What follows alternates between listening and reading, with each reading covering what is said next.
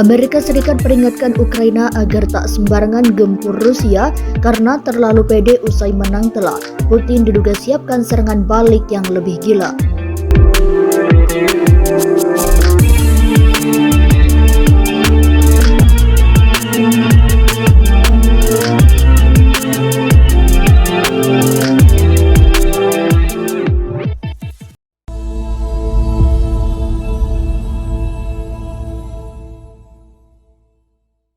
Ukraina diketahui berhasil memukul mundur pasukan Rusia. Dikutip Gridot dari Kompas.com, dan kontan Ukraina diketahui sudah merebut wilayah seluas 6.000 km persegi dari Rusia. Dilaporkan ini menjadi salah satu kekalahan terbesar yang pernah Rusia alami di peperangan ini. Ukraina pun merasa menang dan akhirnya siap untuk terus menggempur Rusia di wilayah-wilayah lainnya. Dikutip Gridot dari Tribun Wow, pemerintahan Amerika Serikat terus senang melihat perkembangan konflik antara Rusia dan Ukraina. Baru-baru ini Ukraina berhasil melakukan serangan balik, merebut kembali beberapa wilayahnya dari kekuasaan pasukan militer Rusia. Dikutip Tribun Wow dari RT, namun pada saat yang sama, Amerika Serikat mengingatkan bahwa Presiden Rusia Vladimir Putin belum mengerahkan seluruh pasukan militer Rusia dalam konflik melawan Ukraina. Peringatan ini disampaikan oleh juru bicara Dewan Keamanan Negara, John Kirby, pada Selasa. Mereka jelas masih memiliki kekuatan militer yang mampu menimbulkan kerusakan dan korban yang besar, kata Kirby. Kirby menekankan bahwa Putin belum mengerahkan seluruh pasukan militer Rusia di Ukraina, masih sangat besar dan kuat. Ujar Kirby mendeskripsikan kekuatan pasukan militer Rusia. Namun Kirby sempat memberikan pernyataan bahwa dirinya meyakini Ukraina dapat mempertahankan posisinya yang kini tengah berada di atas angin atas pasukan militer Rusia. Mereka telah sangat hati-hati merencanakan serangan balik ini, ujar Kirby. Sebelumnya diberitakan Presiden Ukraina Volodymyr Zelensky mengatakan pasukannya telah merebut kembali wilayah seluas 6.000 km persegi dari Rusia. Dilansir tribunwow.com, wilayah yang berhasil direbut merupakan daerah Ukraina yang berada di timur dan selatan. Serangan balasan bulan ini menandai kekalahan terburuk Moskow dalam perang yang hampir berlangsung selama 7 bulan. Sejak awal September, tentara kami telah membebaskan 6.000 km persegi wilayah Ukraina di timur dan selatan, dan kami bergerak lebih jauh, kata Zelensky dalam pidato hariannya, dikutip Al Jazeera pada Senin. Pasukan Ukraina memperoleh lebih banyak keuntungan pada hari Senin, mendesak sampai ke perbatasan timur laut di beberapa tempat. Selain itu, mereka mengklaim telah menangkap banyak sekali tentara Rusia sebagai bagian dari serangan kilat yang memaksa Moskow untuk mundur dengan tergesa-gesa. Di beberapa daerah di garis depan, para pembela kami mencapai perbatasan negara bagian dengan Federasi Rusia, kata Oleh Sinehubov, gubernur wilayah timur laut Kharkiv. Seorang juru bicara intelijen militer Ukraina mengatakan, pasukan Rusia menyerah secara massal karena mereka memahami keputusasaan situasi mereka.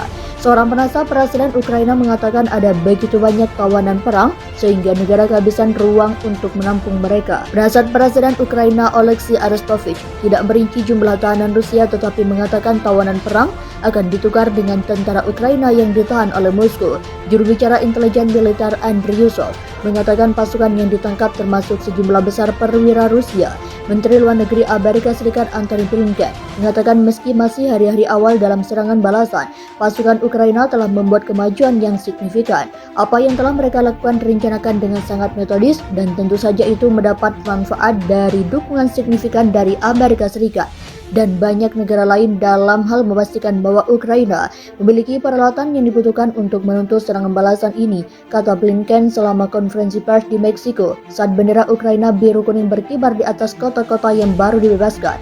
Militer Ukraina mengatakan telah membebaskan lebih dari 20 pemukiman dalam 24 jam. Menurut Kementerian Pertahanan Inggris, dalam beberapa hari terakhir, pasukan Kiev telah merebut wilayah setidaknya 2 kali lebih besar dari London. Presiden Rusia Vladimir Putin pada Selasa terlibat dalam upaya meredakan konflik Armenia-Azerbaijan.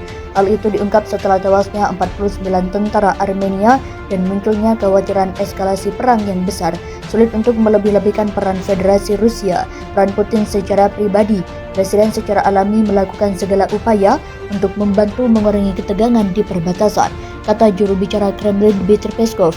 Rusia, Amerika Serikat, dan Prancis telah menyerukan kedua belah pihak untuk menahan diri dan mengakhiri perang di wilayah perbatasan Nagorno-Karabakh. Otoritas Armenia mengatakan beberapa kota di dekat perbatasan Azerbaijan yakni Cherbourg, Goris, dan Kapan ditembak pada Selasa dini waktu setempat. Yerevan pun bertindak dan menyebut serangan oleh Azerbaijan merupakan provokasi skala besar. Lansir Politico, Rusia merupakan penguasa utama di Kaukasus. Rusia juga sekutu Armenia melalui Fakta Pertahanan Keamanan Kolektif yang dipimpin oleh Moskow. Pada 2020, Rusia mengirim ribuan pasukan perdamaian ke Armenia. Hal itu merupakan bagian dari perjanjian untuk mengakhiri perang, yang mana Azerbaijan disebut memperoleh keuntungan teritorial di sekitar Nagorno-Karabakh. Sejauh ini, Turki telah menyatakan dukungannya terhadap Azerbaijan, baik secara politik maupun militer. Menteri Luar Negeri Turki, Mevlut Cavusoglu, meminta Armenia untuk menghentikan provokasinya terhadap Azerbaijan. 2. Armenia tuduh Azerbaijan menolak negosiasi terkait status Nagorno-Karabakh.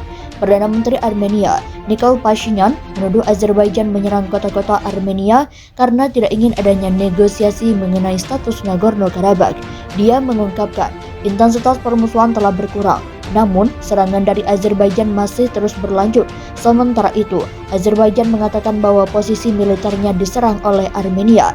Pihaknya mengklaim mengalami kerugian, namun tidak mengungkapkan jumlah korban akibat serangan itu.